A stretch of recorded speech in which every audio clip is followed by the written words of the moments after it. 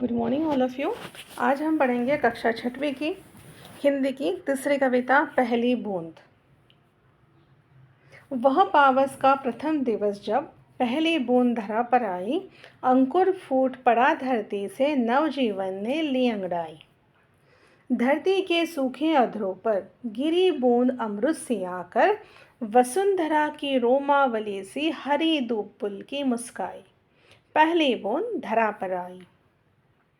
आसमान में उड़ता सागर लगा बिजलियों के स्वर्णिम पर, बजा नगाड़े जगा रहे हैं बादल धरती की तरुणाई। पहली बूंद धरा पर आई।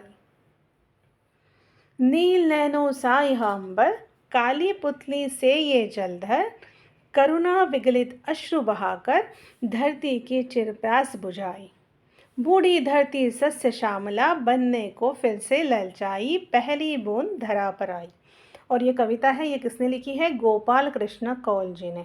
अब ये जो कविता है, इसमें कवि ने क्या बताया है? इसमें पूरा बारिश का उन्होंने कहा कि जब पहली बार बारिश होती है तो फिर धरती को कैसा लगता है, उसके बारे में ये पूरा यहाँ पर उन्होंने दिया है। तो चलिए हम पढ़ते हैं और समझते हैं।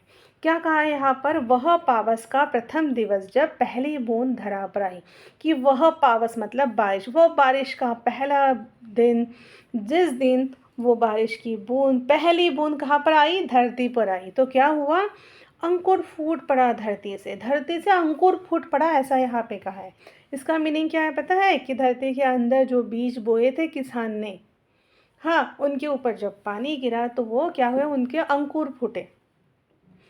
नवजीवन की ले अंगड़ाई, मतलब अब तो आप लोगों को तो पता है कि हम लोग जब सीड सो करते हैं, बीज बोते, तो उससे नया प्लांट निकलता है, नया पौधा निकलता है। इसलिए यहाँ पे बोला है नवजीवन की ली अंगड़ाई, कि वह बारिश का पहला दिन, जिस दिन पहली बूंद धरती पर आई तो क्या हुआ? धरती के अंदर जो सोए हुए बीज थे वो क्या हो गए? उनको अंकुर फूट पड़ा।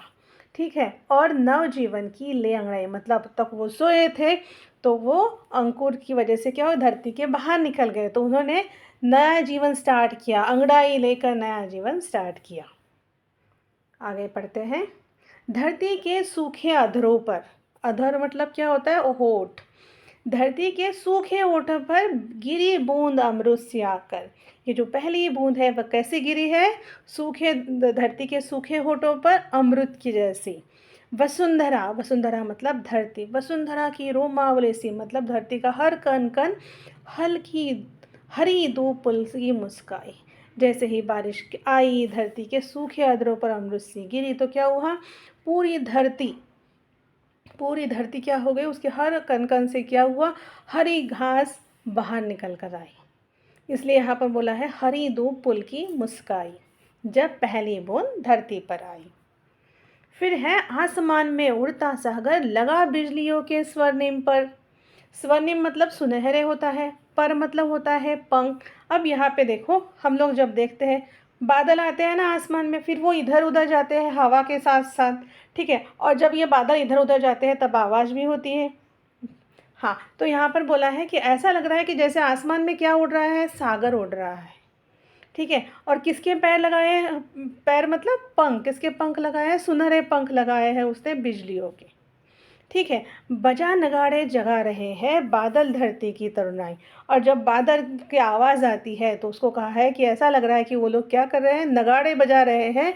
और धरती में, तरुणाई में, धरती में क्या कर रहे हैं? वो एक नया जोश पैदा कर रहे हैं। तरुणाई मतलब एक नया जोश, जब पहली बूंद धरती पर आई। अब आगे का सुनिए।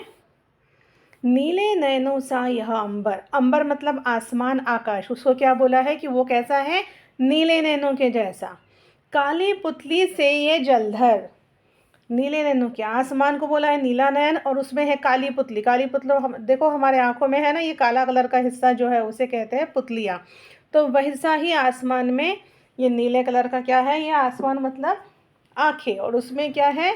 ये काली पुतली से जलधर, जलधर मतलब बादल, काले वाले बादल जिससे बारिश होती है वो। तो क्या कर रहे हैं ये बादल? करुणा विगलित अश्रु बहाकर, मतलब बारिश होती है ना, इसलिए बोला है करुणा और प्रेम के अश्रु बहा रहा है, मतलब बारिश आ रही है। और उस अश्रु से, उसी बारिश के पानी से क्या हुआ, धरती की चीर प्यास बुझाई, धरती की प्यास बुझा दी है। बूढ़ी धरती, अब यहाँ पर बूढ़ी धरती क्यों कहा है, इसका मतलब है सूखी धरती जिसको अभी बहुत दिन से पानी नहीं मिला है।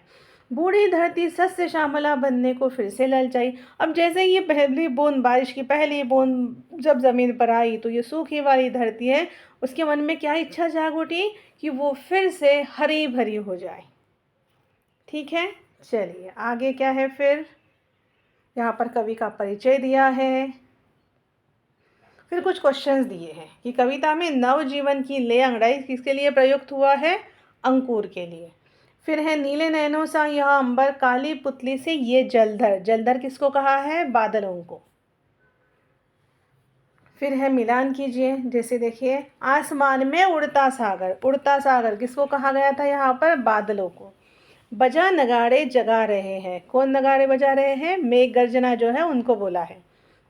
नीले नैनों सा यह अंबर, किसको कहा है नीले नैनों सा अंबर, आकाश को। वसुंधरा की रोम वली सी हरी दो पुल के मुस्काई, ये है हरी दो मतलब हरे कलर की घास। फिर है, ठीक है, यहाँ पर अपने पंक्तियों के ऊपर चर्चा दी है। ठीक है, हम लोगों ने कविता तो पढ़ी है इसलिए आपको इसका अर्थ भी पता है। फिर है सोच विचार के लिए, तो यहाँ पर एक क्वेश्चन पूछा है कि बारिश में पहली बूंद से धरती का हर्ष कैसे प्रकट होता है। जैसे देखो हमने पढ़ा है कि जैसे ही बारिश आई तो क्या हुआ था, वो धरती से अंकुर फूट पड़ा, या फिर उसके अधरों पर वो पानी कैसे गिरा, अमृत के जैसा, या फिर उसकी फिर से इच्छा हो गई कि ताकि वो हरी भरी हो जाए।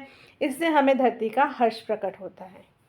कविता में आकाश और बादलों को किन के समान बताया गया है, आकाश को क्या कहा है, नीले नैनों जैसा, नीले नैनों के जैसा कहा है, और बादलों को क्या कहा है, काली पुतलियों के बाद पुतलियों के समान बोला है।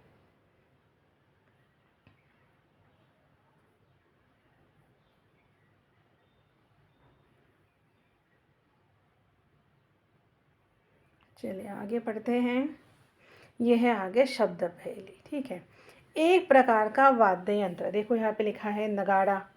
फिर है आग के लिए एक अन्य शब्द नयन, जल को धारण करने वाला क्या है, कहते हैं उसको जलधर, करेक्ट। फिर है एक प्रकार की घास, दूब, आया है हरी दूब आपके इसमें कविता में। फिर है आंसू का समानार्थी शब्द क्या है, अश्रु, और लास्ट में है आसमान का समानार्थी शब्द, ये है अंबर।